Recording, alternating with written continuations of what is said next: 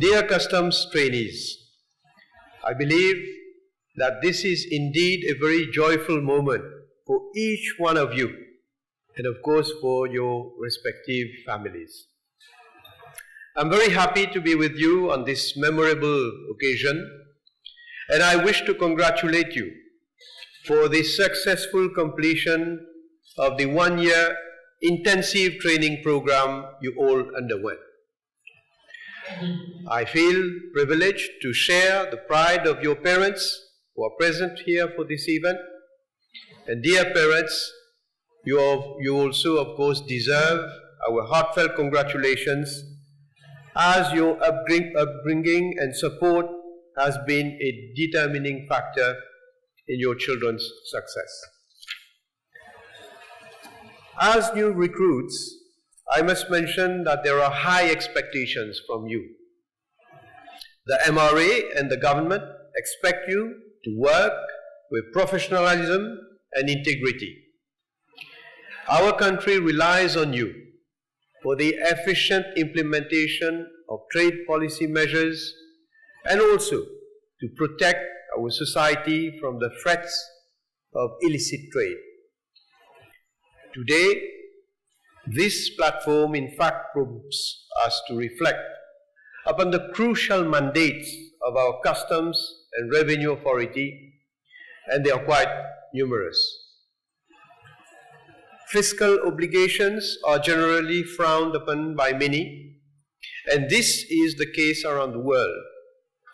Revenue collection is, however, vital to a government's budget.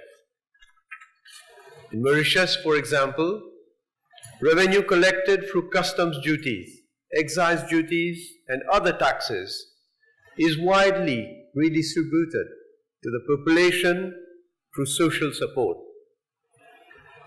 It allows the smooth running of our security and welfare systems and finances major developmental and infrastructural works in the country. It is worth mentioning that the MRA also disburses payment under various direct support schemes that have been devised by the government. For the last financial year, for example, more than 5 billion rupees were paid to some 581,000 beneficiaries of the CSG income allowance, the prime à l'emploi, and the negative income tax special allowance. The money collected was also used to provide subsidies to bakeries and to finance the salary compensation to export-oriented enterprises, SMEs, and bus operators. The MRA has also implemented revolutionary governmental measures like the Independence Allowance, which provides for a one-off payment of 20,000 rupees for every youngster reaching the age of 18. The Child Allowance, whereby parents are entitled to a monthly grant of 2,000 rupees for each child aged up to 3 years. The Housing Loan Relief Scheme, which provides for a financial support of 1,000 rupees for those who have contracted a housing loan of up to 5 million rupees.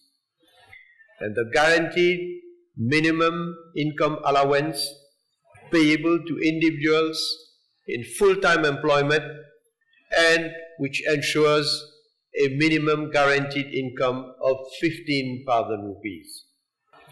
In addition, government has reviewed its taxation policy to ensure a fairer system. A progressive tax system has thus been introduced with rates varying between 0% up to a maximum of 20% to the highest earners. We are confident that these innovative measures will support and are already supporting new parents while at the same time relieving several segments of the population. Ladies and gentlemen, our customs services also have a very important role to play when it comes to ensuring the security and protection of the Republic against illicit drugs, narcotics, transnational crimes, and acts of terrorism. I seize this opportunity to commend the efficiency and dedication of customs officers along with other stakeholders from the Mauritius police force in preventing the entry of illicit drugs and narcotics in Mauritius.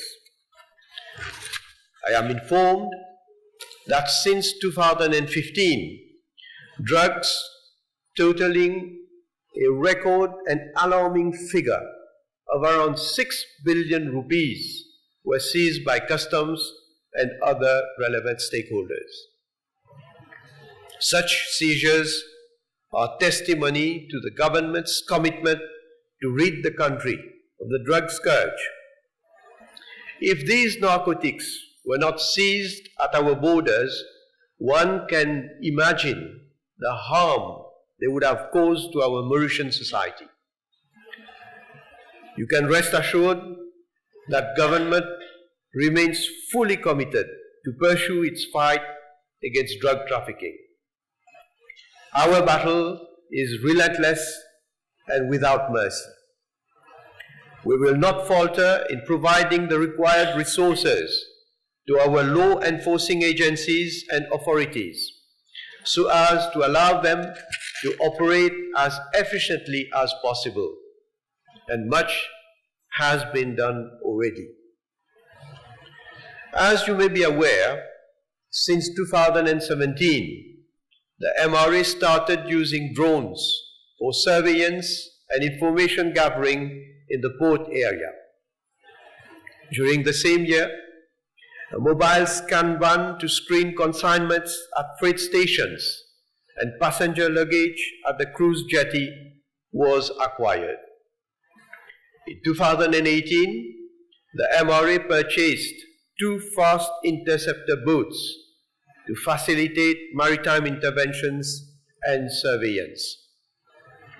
In 2019, 2 rigid hull interceptor boats were added to the existing fleet as support. And during the same year, the MRA welcomed 5 additional sniffer dogs to reinforce the customs canine unit, which currently consists of 16 sniffer dogs. To facilitate container screening at the Mauritius Container Terminal and in other container parks, a state-of-the-art mobile container scanner was acquired in 2020. In 2022, we also equipped the SSR International Airport with a high-end whole-body scanner. I am happy to learn that since its coming into operation, this equipment has allowed customs to detect 5 narcotic cases. In February this year, I had the privilege to inaugurate a modern port surveillance command center, which allows for the real-time monitoring of strategic locations in the port area. We in fact recognize the need to continuously upgrade our detection tools for more efficiency, but we believe in the worth of our manpower. Over the last 3 years, the MRA has thus recruited a total of 177 duly trained new customs officers.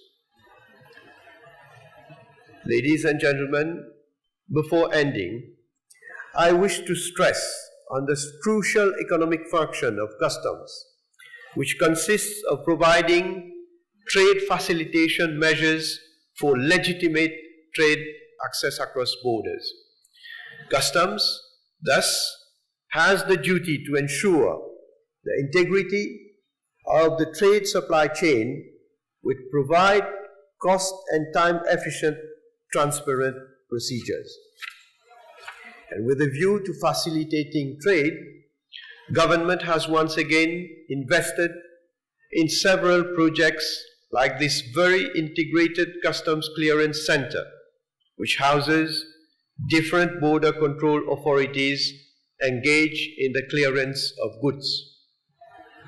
While this modern infrastructure has already contributed massively in trade facilitation, I'm glad to announce that government has earmarked necessary funds for an integrated single window project.